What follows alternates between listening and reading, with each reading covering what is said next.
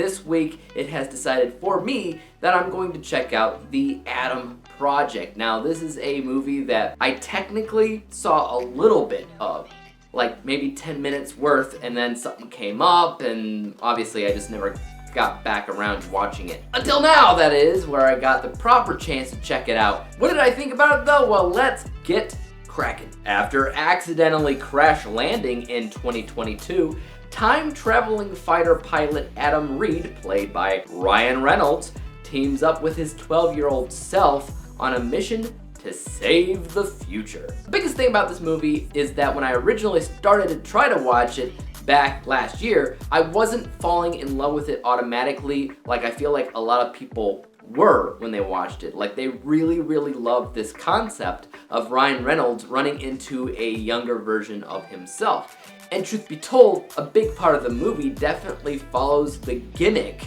of Ryan Reynolds and 12-year-old Ryan Reynolds. Without that, there really is no movie. But I've seen this gimmick played out before and done a little bit better, especially with the Bruce Willis movie, The Kid, and heck, the Bruce Willis movie, Looper, both revolve around an adult character running into a younger version of themselves. Looper I know is great, but I can't really remember how I feel about The Kid. I hope to one day run into that movie again to talk about, maybe for the Cinematic Shuffle or something. But one of the main problems with this movie that kept taking me out of it was the fact that I feel like this kid actor, whoever he was that played the younger version of Ryan Reynolds, was trying too hard to imitate Ryan Reynolds. Like, Ryan Reynolds maybe coached him on how to be Ryan Reynolds and how to crack some of the same jokes and everything. The only problem with that is the same problem that I always tend to have with kid actors that are playing a younger version of an adult. I just don't see a kid Ryan Reynolds pulling off the same jokes. I don't.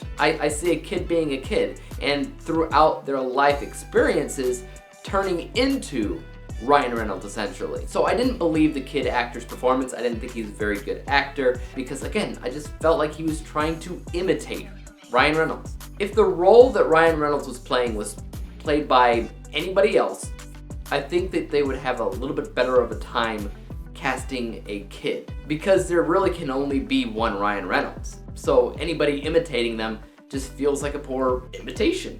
Somebody playing pretend. So because this is a gimmick that they cling onto so much in this movie from beginning to end, I was also constantly taken out of it. Now, the movie looks great. You know, it's very visually compelling, a lot of great action sequences that are shot well and edited well. The casting, as a general rule, was pretty awesome because a lot of the actors here were kind of known right now for their roles in Marvel. You got Ryan Reynolds, Deadpool, you got Mark Ruffalo, the Hulk, even Jennifer Garner played Elektra in a movie that people would like to forget exists. But Marvel, nonetheless, you know what I mean? Oh, I forgot about Gamora. Zoe Saldana, she's in the movie too, so Gamora. So it's really cool to see all these actors come together, working together, and their chemistry, while we're at it, pretty darn good, pretty solid. The movie as a whole is pretty solid, it's pretty decent, but it's nothing that I immediately fell in love with or felt like I wanted to watch immediately again. There is a family dynamic in the film as well that shouldn't be ignored. Obviously, Ryan Reynolds is meeting his younger self. They're talking about their long-lost father. They're talking about their love for their mother and how complicated that can be when you're young to show emotion. There's a lot of that, and that's actually really good. That heartfelt stuff in the movie, perfect. But the film as a whole feels like it's incredibly rushed. They'll have all these different scenes in the movie that feel like it has a beginning, middle, and end over and over again, and nothing feels like it was fleshed out. Nothing feels like there's enough development there. Nothing feels like there's a lot of world building or explanation or even a fair amount of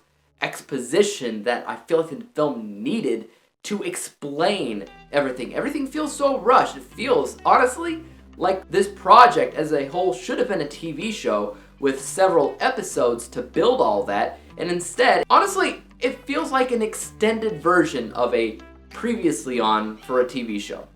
That's what it feels like because it feels so rushed. I didn't love the movie. I think it was fine, you know, it's definitely a watchable movie. I didn't regret watching it at the end of the day. I think that there's some good chemistry. I think there's some good visuals. I think there's some decent jokes, though I didn't always connect with all of them. Obviously, I feel like I'm the only one there though, because everybody else and their mom seems to be like, oh my goodness, nobody else could play Ryan Reynolds better than this kid. And I'm like, I don't know, I've seen some people on TikTok that are better. So let's wrap this up and talk about my end score for the Adam Project, which I rated a B- letter grade. Final overall score of 72%.